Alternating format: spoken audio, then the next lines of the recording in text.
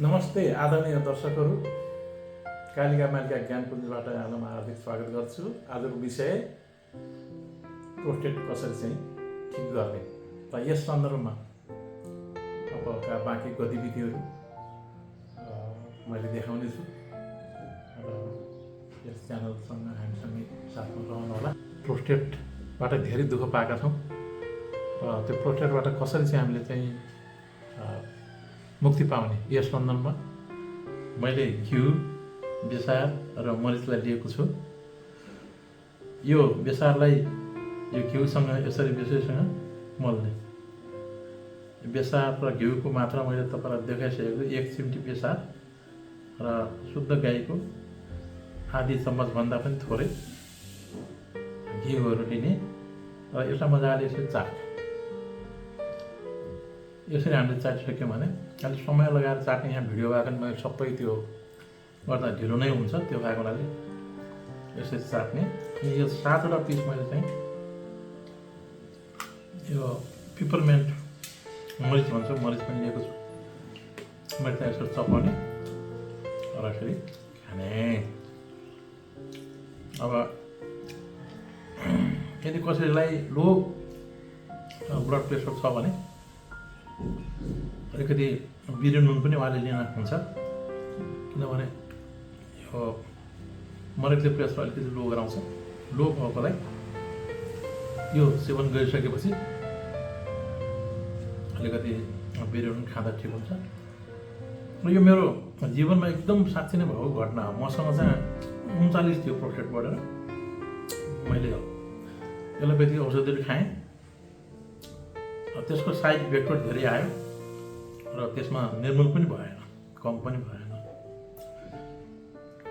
अनि त्यसका साइड इफेक्टहरू धेरै आउने, दुख्ने, नहराउने, पिसाब क्लियर नहुने। म यस्तै साँझ खाना खाएर, खाना त्यस्तै हेभी खाना थियो, कोल्ड ड्रिङ्कहरू थियो। खाना खाएको 1 घन्टा मलाई एकदम पिसाब पोल्न गाह्रो, पिसाब पोलेर पिसाब फेर्न गाह्रो भएर पटक पटक टोइलेट जाने तर पिसाब नआउने, एकदम पोल्ने र दुख्ने।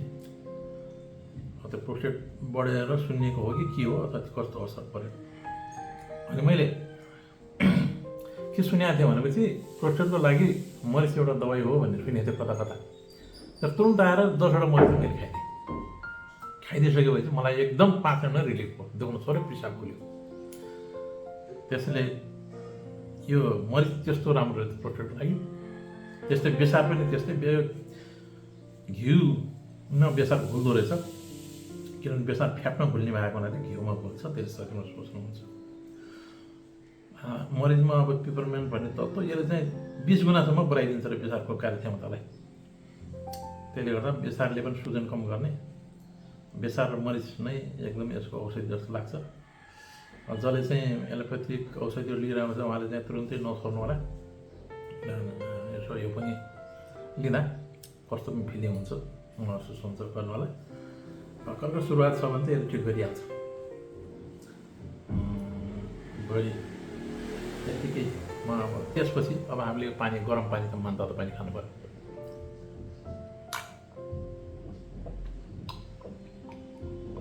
ल, यति गरेर 2 हप्तामा हामीले खाने गऱ्यौँ, यसको असर तुरुन्तै देखिहाल्छ। खानेको दिन देखियो मेरो त। ल यो 3 महिनासम्म चाहिँ यो लिनुपर्छ। अब जसले चाहिँ अब उताको एलोपेथी औषधि खानु भएको छ, त्यसको के अरे यो प्रोस्टेटको धेरै समस्या छ, उहाँलाई ठ्याक्कै यो औषधि लिने भनेर म भन्नु सक्दैन, किनभने मेरो यो प्र्याक्टिकल आफ्नो अनुभव हो। तब एलोपेथी खाइरहनु भएको होला, डक्टरको सुझाव सल्लाह अनुसार हिँड्नु भएको होला। तर भर्खरको सुरुवात छ भने यसले एकदम ठिक गर्छ। यो बेसार र मरिच बिहान खाली पेट र यसलाई प्रयोग गरेको 1 घन्टासम्म केही नखानु होला। र त्यस्तै साँझ पनि खाना खाएको 1 घन्टापछि सुत्ने बेला यसलाई प्रयोग गर्नु होला। यति भन्दै यहाँ अहिलेको कार्यक्रमलाई यही बिटमा यहाँबाट ओझेल पर्न चाहन्छु। धन्यवाद।